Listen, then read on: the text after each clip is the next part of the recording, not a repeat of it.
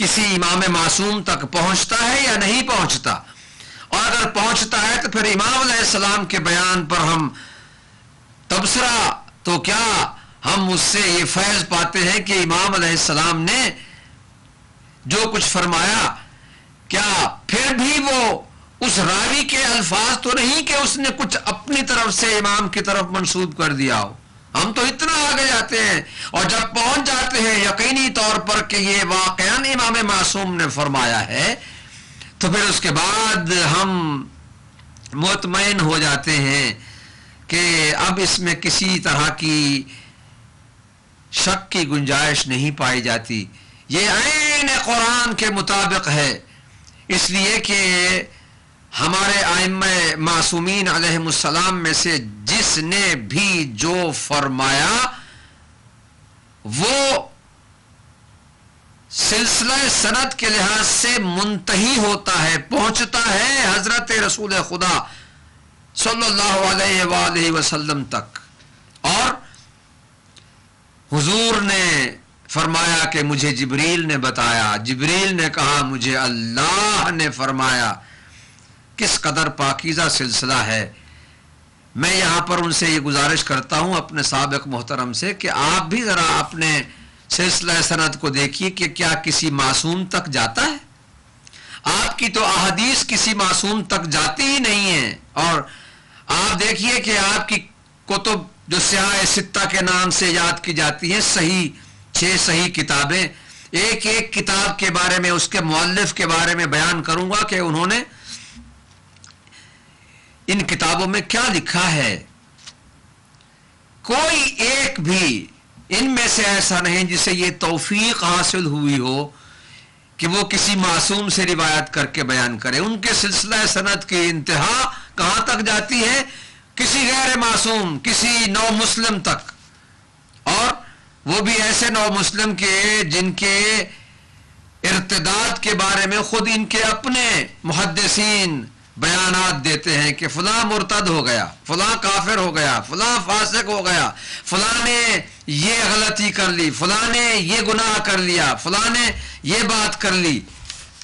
لہذا میرے خیال میں انہیں تو یہ کہنا ہی نہیں چاہیے، کیونکہ ان کے ہاں تو سلسلہ سند اتنا کمزور ہے کہ نو مسلم لوگوں نے کہ جن کے اسلام پر بھی بعض ان کے اپنے محدثین نے شک کیا ہے، انہیں تو چاہیے کہ وہ اپنی کمزوریوں کو چھپانے کے لیے ان باتوں کو نہ چھیڑیں، ورنہ یہ ظاہر ہو جائیں گی تو ان کی رسوائی ہوگی. میں اپنے سابق محترم سے یہ گزارش کروں گا کہ دلیل کے ساتھ، منطق کے ساتھ، ایسے کھلی زبان اور بے ربط استدلال اور غیر قوی باتیں کر کے اپنی وہ حیثیت کے جو کچھ تھوڑی سی باقی ہے شاید اس کو بچانا چاہیں تو وہ یہی طریقہ ہے کہ وہ دلیل دے کر، ایسے ہی غصے میں آ کے،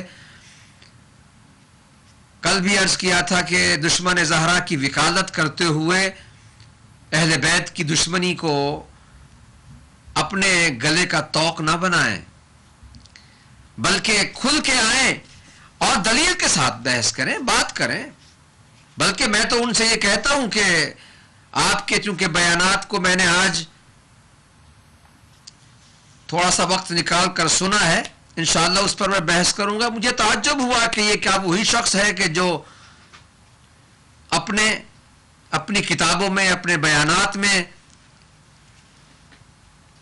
محبت اہل بیت کا دعویٰ کرتا ہے یا کرتا تھا، مگر آج دشمنی اہل بیت میں اتنا آگے جا چکا ہے کہ وہ دلائل کو بھی اس طرح سے پیش کرنے کی کوشش کر رہا ہے کہ اللہ اکبر. میں آپ کی شخصیت کے حوالے سے یہ عرض کروں گا کہ اپنے بارے میں جو تاثر قائم ہوا تھا اس کو بحال کرنے کے لیے دلیل کا سہارا لیں. الفاظ کے ذریعے سے جو آپ نے استدلال کیا ہے اس کا ایک ایک کا جواب میں آپ کی خدمت میں پیش کروں گا. محبت کے ماحول میں رہیں، غصے میں آ کر یا بدگوئی یا بد کلامی کر کے یا غلط الفاظ استعمال کر کے لوگوں کو مغالطات میں ڈال کر اپنے باطل عقائد کا دفاع نہ کریں، حق کی طرف آئیں. الحق مع علی و علی مع الحق.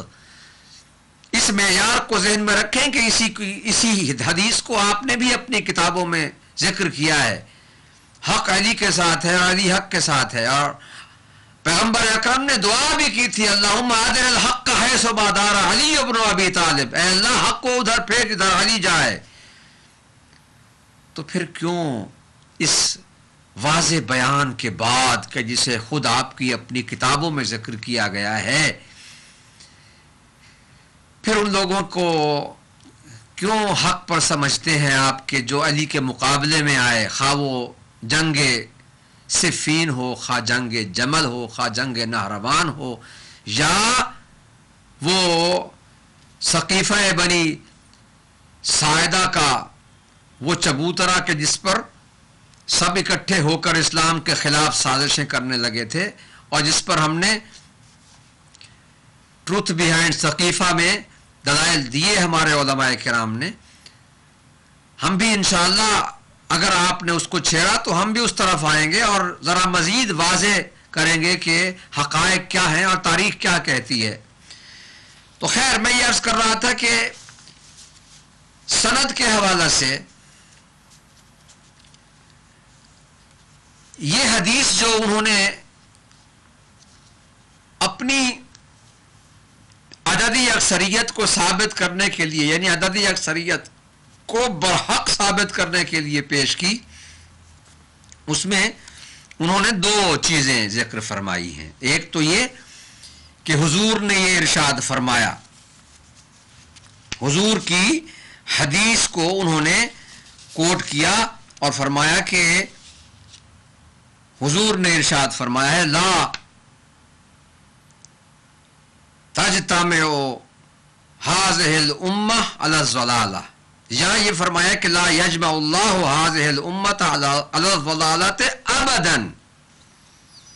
یہ عبداللہ ابن عمر سے، جناب عبداللہ ابن عمر سے انہوں نے نقل کیا. اس کا راوی جناب عبداللہ ابن عمر کو قرار دیا. انہوں نے فرمایا کہ انہوں نے یہ ارشاد فرمایا ہے کہ لا یجمع اللہ هذه الامۃ علی الضلالۃ ابدا. حضور نے فرمایا کہ اللہ اس امت کو کبھی بھی ہمیشہ ہمیشہ کے لیے گمراہی پر اکٹھا نہیں کرے گا. یعنی جب بھی وہ اکٹھے ہوں گے تو وہ حق پر اکٹھے ہوں گے. اس کا معنی وہ یہ کرنا چاہتے ہیں.